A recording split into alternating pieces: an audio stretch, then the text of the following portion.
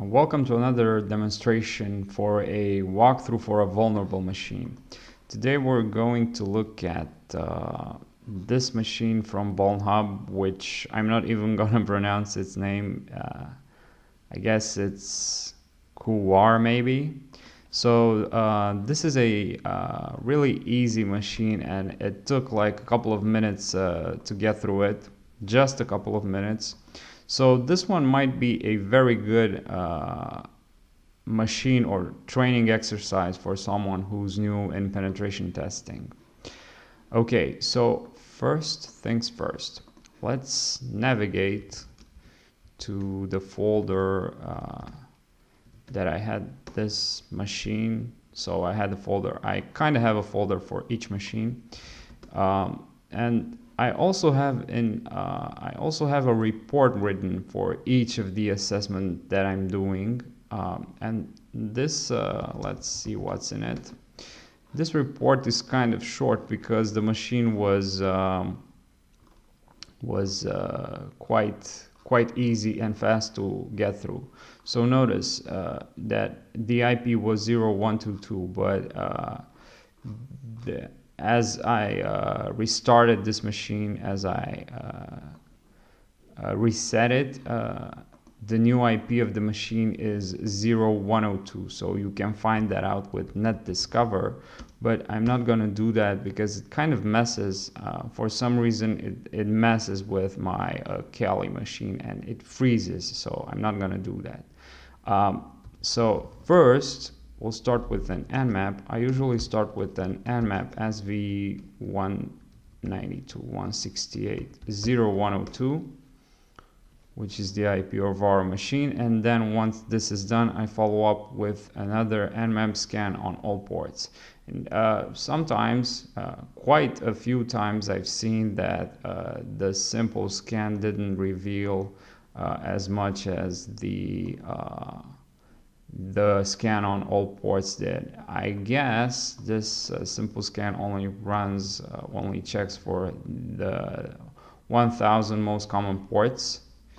Anyway, so let's wait for this one to finish. Have another window ready.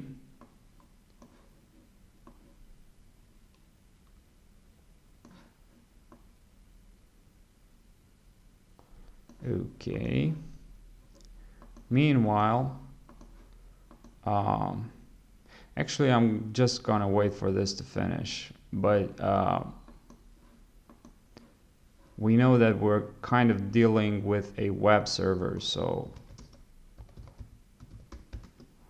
as you can see over here, the scan said that we have port 80 open, so we know we're dealing with a web server. Which is why I'm going to actually start on that vector, and we'll look at the results once this scan is finished also. So since we're dealing with a web server, we can simply navigate to 192.168.0.102, and we can see that we have a default page, just an image, nothing in it. I downloaded the image. I looked if there's some kind of steganography, but I couldn't find it, and I didn't focus on that either. So since we're dealing with a web server, the next thing that I did was to start a dirbuster. So dirb or dirbuster or gobuster or whatever utility you're using to kind of brute force for directories. So dirb http 192.168.0.102. This scan kind of takes a long time for some reason. So dirb http our machine, and I'm just gonna use the default word list, which I guess it's is common.txt. So it's user share word lists dirb common, I guess. Yeah, that's the one. So you don't have to specify. Okay, so the scan starts, and over here we see that we have our results from the scan, and also their buster starts becoming quite verbose. We see some robust.txt, some hacking, all that stuff. But now let's also start running a scan on all ports to see if it finds anything additional to this. And meanwhile, we'll look into robots.txt, but as you can see here, we have a WordPress, so you might guess the vector of attack. So let's look into robots.txt and disallow hackers, allow WordPress. So let's just go to WordPress, and we have a basic WordPress site. Now at this point we can, so the scan on all ports finished faster, and we don't see anything additional to the scan on, to the simple scan. Okay, so at this point, since we know we have a WordPress, we can do a WP scan minus, I guess, u, http 192.168.0.102, and let's just go with that. Oh yeah, right. So I have to specify the full path to the WordPress.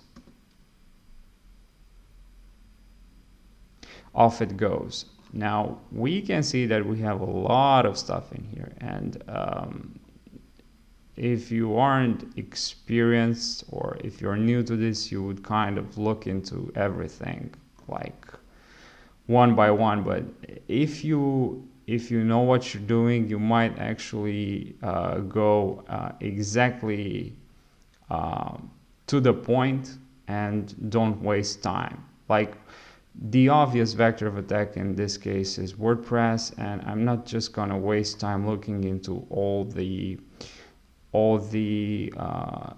other directories unless I'm not like fruitful with the vector that I'm gonna go through.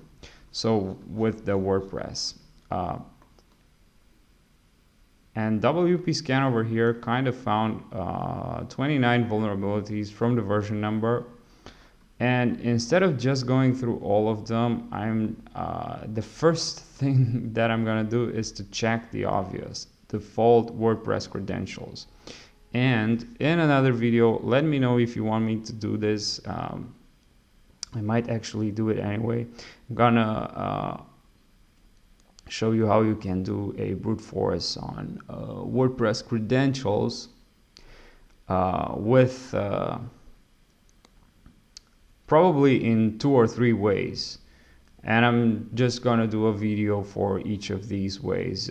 So this would be a good way to check the security of your WordPress if you have multiple users that are registered. So in everything that you do, make sure that you're ethical, because this is the whole point of these videos, ethics.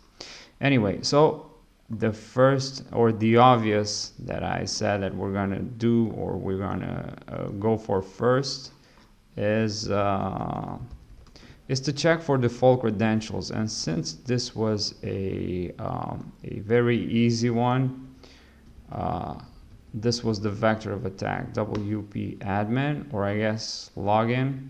So default credentials, admin,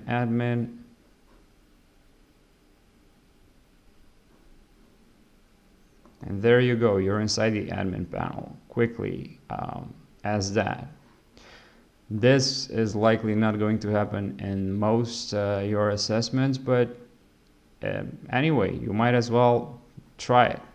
Okay, so once inside the WordPress, since you want to get your objective is to get inside the server, the first thing that I try, which has seemed to be probably successful most of the times, and if that doesn't work, I might try something else, is to go and try to edit one of the pages from the default theme, like for example the 404 template. And in our folder we have a very simple reverse shell which I have to modify to kind of fit for this specific scenario. So my IP is ifconfig, my IP is 0143, so I'm just gonna modify it here. 143, save, enter, Control X, make sure it's saved. Yeah, and now we're just gonna start a listener on port 449, and we're actually gonna upload this code, Control Shift C, and replace the 2014 code that we have for the 404.php template. We'll try to update the file, and most of the times, from what I found, it works. You can also, when you're trying to upload a reverse shell, you can also try to do it via plugins, and sometimes maybe through media, via somehow embedded in an image. I remember that I did that once. Okay, but let's just not wait time. So we kind of know that these pages, these PHP pages are inside the themes folder. So we're gonna go to WP content, themes, and this one is 2014. And the page is 404.php. So we have our listener over here, WP scan finish, derb finished going through the directories. We can save that into the info text, which is the report file. We can also save this to another report file or within the same report file. But anyway, so we have our listener on port 449, and right now we're going to execute the 404.php, and we should have our we should be inside the server right now, and so we are. So present working directory, we're going to escape this shell, import by pty. So pty, we're going to spawn a bin bash shell. Let me make sure I use the quotes properly. So bin bash, closing them, and we are into a, I guess, TTY shell. Okay, so what's in this directory? So we are in 2014, we move back, and when I'm in the default WordPress file, I usually look at WP config to see if we have the credentials for the database. So it should be right here, root password, and the purpose. So we keep that in mind, root password. This is for the MySQL or MySQL. So we can simply MySQL u root -p, and we can just specify the password. So it was root password without actually any space between p and the password. Or we could just specify -p, hit enter, and then we're asked for the password. Okay, so we've logged into MySQL. We can show databases, and we have the databases, and we can navigate or select or try to dump information from this database. But this we're just wasting time. So we just keep in mind root password, and we're getting out of this, I guess, with bin bash. Yeah. So who am I? I should be data. The purpose of this machine is to kind of try to find the flags. So probably two flags, one for the user and one for the root. So we could just navigate to home. Usually you don't have permission to read as www data, whatever it's in home. But since this is an easy machine, it seems that we have permissions to read the flag. Okay, so we have this flag for the user, WP admin. And since we're dealing with an easy machine, I could try to switch to WP admin with the same password, WP admin. And we are WP admin, as easy as that. In real scenarios, this is not likely the case. So let's see, bin bash. And now let's see, sudo -l to check if we have if we can execute anything with elevated privileges. So user WP admin may not run sudo on Quaoar. Okay, so the next thing we can try is to switch to root with this password. And lo and behold, so su root password, and we are root, as easy as that. Like I said, this is not likely gonna happen in real scenarios. So at this point we can switch to root and get the root flag.txt. And there you have it. This was Quaoar in a nutshell. So as always, please like this video and subscribe if you enjoyed it and you'd like to see more of them coming. Thanks for watching, and I'll see you in the next one.